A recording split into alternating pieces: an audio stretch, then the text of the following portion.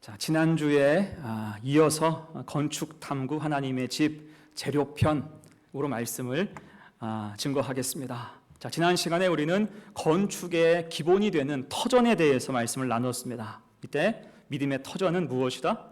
예수 그리스도, 우리 인생의 반석은 예수님이다라고 고백을 했습니다. 당연히 우리의 주추를 어디에? 반석 위에 놓아야 된다라고 배웠어요. 이 사실을 마음속에 꼭 새기시기를 간절히 바랍니다. 자, 그러면 건축할 터전이 있으니 이제 건축할 재료를 모아야 되죠. 재료가 있어야 됩니다. 자, 집을 짓는 재료는 참 다양해요. 예전에는 집 주변에 있는 흔한 곳으로 주로 집을 지었다면 지금은 필요와 목적에 맞는 재료를 구해서 집을 짓습니다. 제가 볼 때 가장 정감이 가는 집을 짓는 재료는 나무인 것 같아요. 나무로 집을 지으면 괜히 좀 낭만적이잖아요. 따뜻한 느낌이 듭니다. 대신 벽돌로 지은 집은 견고해 보이죠. 요즘 보니까 컨테이너를 또 여러 개 붙여가지고 아주 쉽고 편리하게 만든 집도 있더라고요.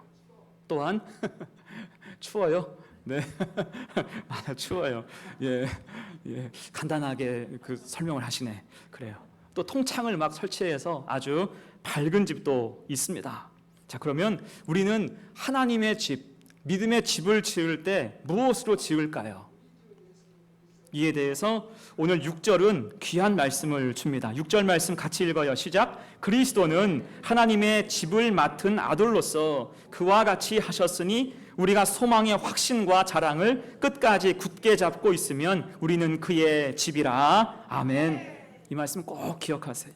소망의 확신과 자랑, 이것이 하나님의 집을 짓는 가장 귀한 재료가 된다는 것입니다. 그 의미가 무엇일까? 두 가지로 생각해 봐요. 첫 번째, 소망의 확신이 있어야 된다. 다시 6절 맨 끝 봅니다. 우리가 소망의 확신과 자랑을 끝까지 굳게 잡고 있으면 우리는 그의 집이라. 아멘. 성도에게는 소망의 확신이 있어야 돼요. 여기서 소망이라고 한다면 이것은 예수 그리스도를 상징하죠. 그러면 왜 소망의 확신, 예수 그리스도에 대한 확신을 강조할까요? 여기에는 역사적인 배경이 있어요. 히브리서는 본래 유대인, 더 정확하게 말한다면 유대교를 믿다가 기독교로 개종한 사람들을 대상으로 쓴 책이 히브리서예요. 이제 예수를 믿기로 작정을 했습니다. 근데 문제는 아직도 과거의 흔적, 과거의 습관과 생각이 여전히 몸에 배어 있다는 것입니다. 거기다가 예수를 좀 믿어보려고 했더니 갑자기 고난과 핍박이 몰려오는 거예요. 1세기경, 2세기경, 여러분 기독교는요 엄청난 핍박에 직면합니다. 그 앞에서 움찔하는 거예요. 내가 이러려고 예수 믿었나?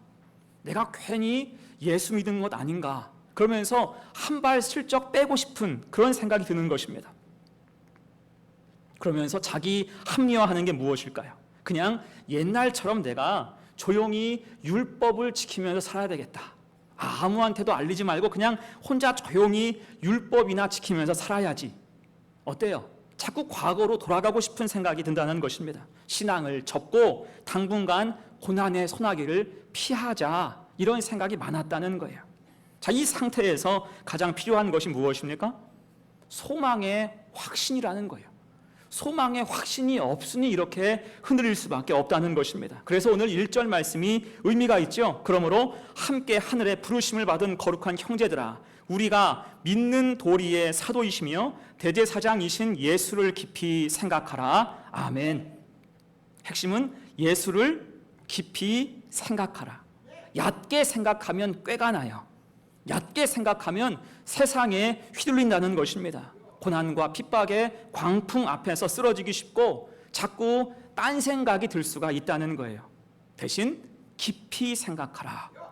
이것이 묵상이죠. 여러분 묵상기도 하지만 묵상은 침묵하는 게 아니에요. 깊이 주님을 생각하는 것이 묵상 기도인 줄로 믿습니다. 특히 1절 보니까 대제사장이신 예수를 깊이 생각하라라고 당부하고 있습니다. 주님을 대제사장이라고 표현하고 있죠. 성경에서 주님에 대해서 이렇게 표현하는 곳은 히브리서가 유일합니다. 이때 제사장, 원어상의 의미는 다리를 놓는다, 다리를 놔서 넘어가게 한다, 그런 의미예요. 곧 예수를 깊이 생각할 때 그 앞에 불신의 강이 있어도, 고난의 낭떠러지가 있어도 주님 붙잡으면 건너갈 수 있다는 거예요. 주님 붙잡으면 넘어갈 수 있다. 예수를 깊이 생각할 때 소망의 확신이 생기기 때문입니다. 곧 이 소망의 확신은 믿음의 집을 짓는 철골이라는 거예요. 뼈대, 기초가 된다는 것입니다. 고난과 핍박이 몰려와도 믿음으로 당당하게 버티고 견디어 이겨낼 수 있게 한다는 거예요. 여러분, 사도행전 26장에 바울을 한번 생각해 보세요. 그때 바울은 굳이 예루살렘으로 돌아와서, 안 와도 되는데 굳이 예루살렘으로 돌아와서 유대인들의 고발로 말미암아 체포가 되고 재판을 받게 됐습니다. 그리고 이제 바울이 신문을 받게 되는데 그 신문장의 분위기가 장난이 아니었어요. 그 압박이 장난이 아니었습니다. 우선 그 자리에 배석한 사람들의 면면을 보면 굉장히 화려하죠. 당시 유대인의 왕이었던 헤롯 아그리빠가 있었고요, 로마의 총독인 베스도가 있었고, 온통 고위직으로 그곳이 꽉 차 있었습니다. 그 앞에 홀로 바울이 서 있는 거예요. 어떨까요? 쫄리지 않겠습니까?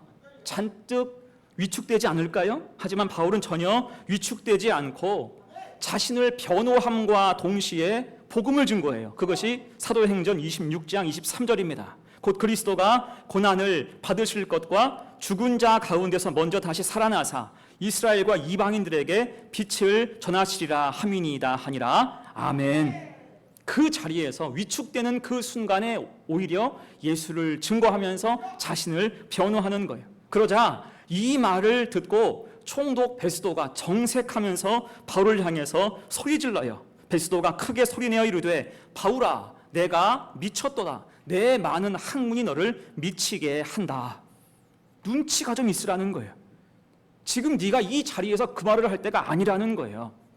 이에 바울은 지지 않고 아그리빠 왕과 그곳에 있는 모든 사람들 향해서 매우 유명한 말을 남기죠. 그것이 오늘 주보이는 요절 말씀이에요. 사도행전 26장 29절, 바울의 최후 진술입니다. 같이 읽어요. 시작. 바울이 이르되, 말이 적으나 많으나 당신뿐만 아니라 오늘 내 말을 듣는 모든 사람도 다 이렇게 결박된 것 외에는 나와 같이 되기를 하나님께 원하나이다 하니라. 아멘. 어떻습니까? 이 보통 담대함이 아니죠. 아예 목숨을 걸고 이 말을 해요. 여러분, 바울이 어쩜 이렇게 담대할 수 있을까요? 확신이 있기 때문이에요. 예수 그리스도에 대한 확신이 그에게 있어서 그렇습니다. 확신이 있으니까 흔들리지 않아요. 위축되지 않습니다. 자, 여러분, 요즘은 일반 국도나 고속도로에 가보면 길이 갈라지는 분기점이나 진출입로에 색깔 유도선이 있죠. 도로 색깔 유도선이 다 있습니다. 굉장히 편리해요. 이것이 어느 순간 전국의 도로에 쫙 깔리게 됐습니다. 그럼 이것은 언제 처음 생겼을까요? 어떻게 생겼을까요? 2010년경에 서해안 고속도로 안산 분기점은 사고 발생으로 유명한 곳이었어요. 진출입로가 매우 복잡해서 사람들이 헷갈려 하는 거예요. 막 늦게 껐고 막 그렇게 하다 보니까 사고가 많아요. 문제는 한 번 사고가 터지면 한결같이 대형 사고, 사망 사고가 생겼다는 것입니다. 그래서 이곳을 관할하는 도로공사 지부장이 부하 직원들에게 독촉했대요. 대책을 내라고. 사고율을 떨어뜨려야 된다고. 단 초등학생도 알 정도의 아주 쉬운 방법으로 대책을 세울 것을 명령을 했어요. 이때 윤석덕이라는 분이 고민하면서 집에 갔는데 마침 딸과 아들이 물감놀이를 하고 있었답니다. 물감놀이로 아주 스케치북에 가득하게 색칠을 하고 있는 거예요. 거기에서 힌트를 얻지요. 그러면 도로에 물감을 좀 입히자. 색깔 있는 도로를 만들어보자. 그래서 다음날 가서 보고를 했더니 다들 좋은 생각이다라고 하면서도 난색을 표합니다. 이유가 뭐냐면 도로교통법상 도로에 쓸 수 있는 색깔이 한정되어 있기 때문이에요. 주황색, 흰색, 그리고 하이패스 차로 파란색, 이 정도입니다. 그 외에 색깔을 쓰면 불법인 거예요. 그래서 도로에 색깔을 입히려고 하면 법 자체를 바꿔야 됩니다. 만약에 이를 어기고 마음대로 도로에 색칠을 하면 도로교통법 위반으로 경찰에 입건되고 고발될 수가 있다는 거예요. 그래서 다들 말립니다. 천천히 해라. 법 바뀌면 그때 하자. 시기상조다. 말리는 거예요. 그런데도 이분이 포기가 안 돼서 수개월 동안 관할 경찰서를 찾아가고 설명하고 설득해서 드디어 제한 승인을 받게 됩니다. 곧 시범적으로 3개월 동안만 안산 IC와 분기점에만 색깔 유도선을 칠할 수 있는 허락을 받게 된 거예요. 여러분, 그 후에 어떻게 됐을까요? 놀랍게도 교통사고의 90%가 감소됩니다. 분기 평균 20건 정도의 사고가 있던 곳이 단 3건으로 줄어들었어요. 획기적이죠. 그러면서 입소문이 나고 칭찬이 쇄도하면서 색깔 유도선은 퍼져나갔고 심지어 법이 제정되기 전에 전국으로 모두 확대됐습니다. 여러분, 이게 확신이죠. 확신을 가질 때 앞만 보고 가는 거예요. 말려도 소용없어요. 앞만 보고 나아갑니다. 우리의 믿음도 이래야 할 줄로 믿습니다. 소망의 확신이 있어야 돼요. 우리 인생이라는 도로에 예수 보혈을 칠해야 할 줄로 믿습니다. 올곧게 그 길만 따라가면 은혜가 있다는 거예요. 하나님 은총이 가득하다는 것입니다. 여러분, 라합을 기억해 보세요. 그가 자기 창문 위에 붉은 줄을 메어 달았죠. 그런데 중간에 위기가 있었어요. 다른 위기가 아니라 여리고 성에 사는 사람의 입장으로 생각을 해본다면 쳐들어온 이스라엘 군대가 너무 이상한 거예요. 왔으면 기선제압 위에서 당장 싸움을 걸고 무력 시위를 하고 심리전을 전개해야 할 텐데 며칠이고 아무 짓도 하지 않고 성 주변만 빙빙 돈다는 거예요. 아무리 봐도 이게 좀 이상하고 어설프거든요. 어떻게 했을까요? 다들 비웃지 않았을까요? 비웃고 또한 욕하고 조롱했을 거예요.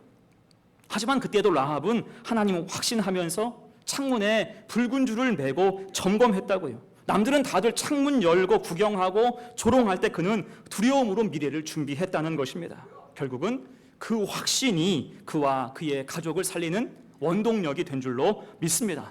그 소망의 확신 가지고 나아갈 때, 소망으로 믿음의 집을 세워나갈 때 흔들리지 않는 거예요. 이로 말미암아 고난이 닥치고 어려움이 있어도 하나님이 꽉 붙드시니 흔들리지 않게 되는 줄로 믿습니다. 그래서 우리에게도 이 소망의 확신이 있어야 돼요. 이 땅을 우리가 어떻게 살 것인가? 소망의 확신으로 살고 뼈대를 굳건하게 세워서 믿음의 집을 세워야 할 줄로 믿습니다.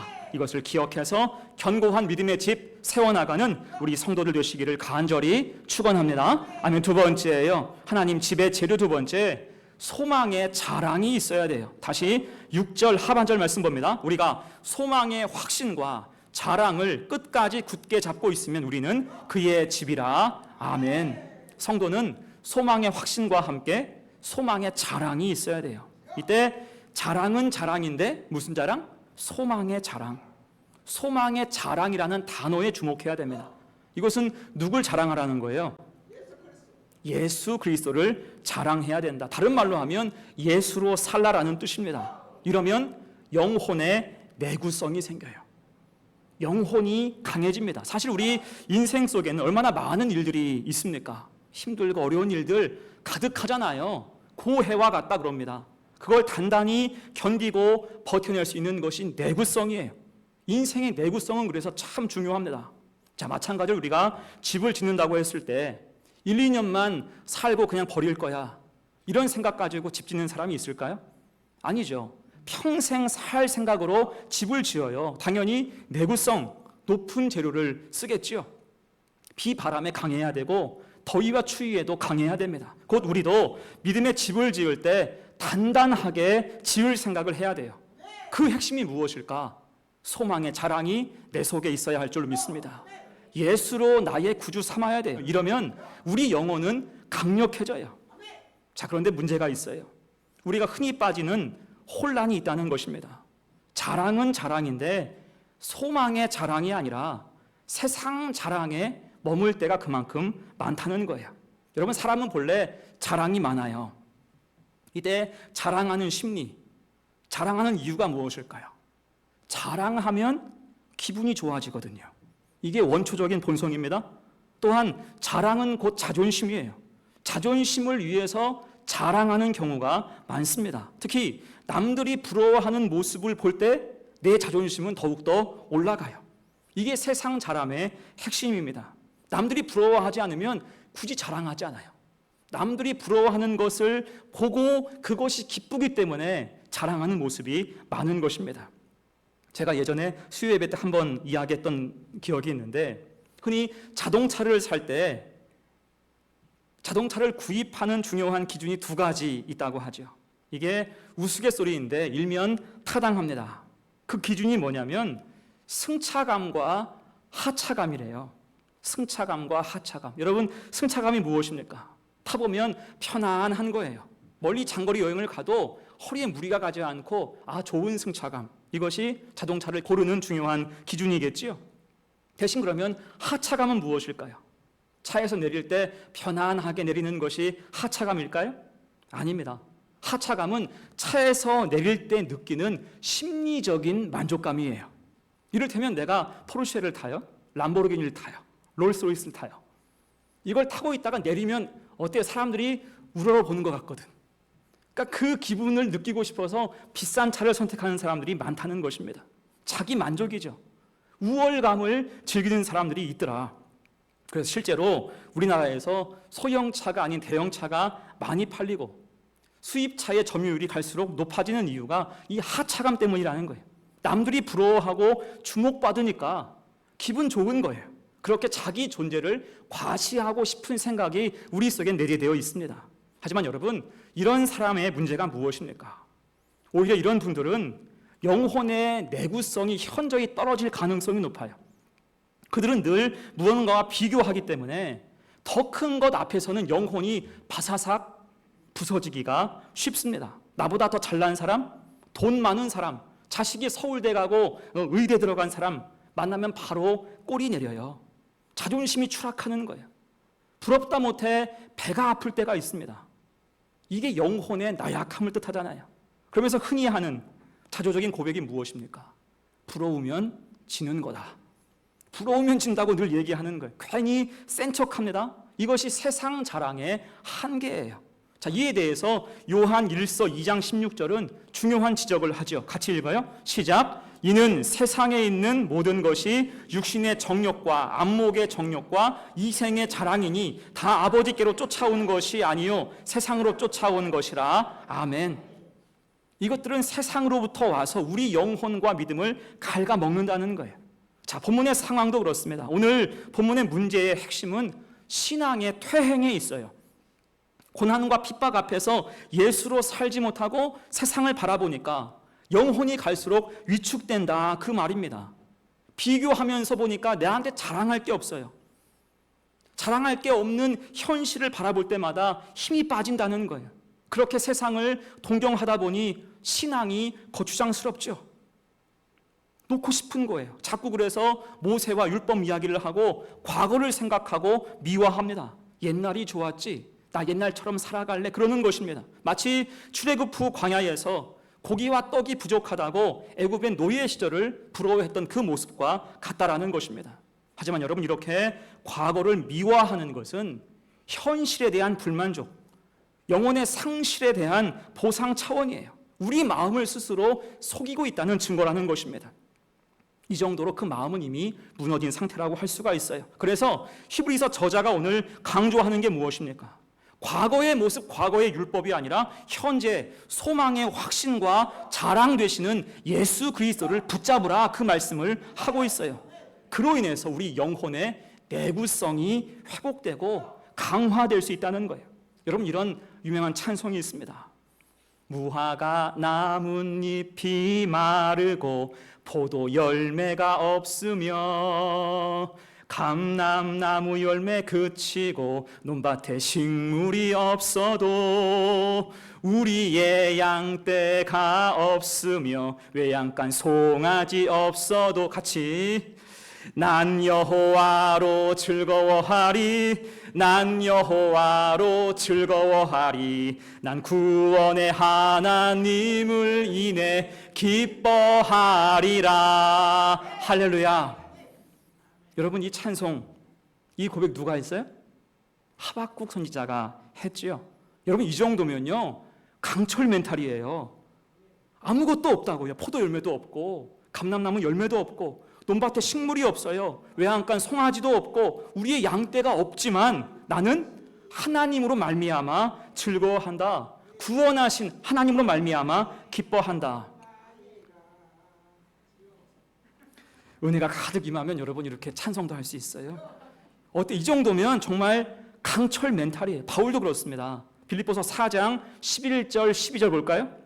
같이 읽어요. 시작. 내가 궁핍함으로 말하는 것이 아니니라. 어떠한 형편에든지 나는 자족하기를 배웠노니 나는 비천에 처할 줄도 알고 풍부에 처할 줄도 알아. 모든 일 곧 배부름과 배고픔과 풍부와 궁핍에도 처할 줄 아는 일체의 비결을 배웠노라. 아멘.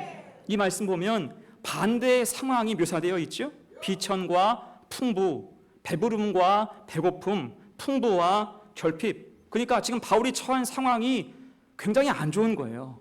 극과 극의 상황을 경험할 때가 많다는 것입니다. 이렇게 되면요, 우리 믿음이 출렁거리죠.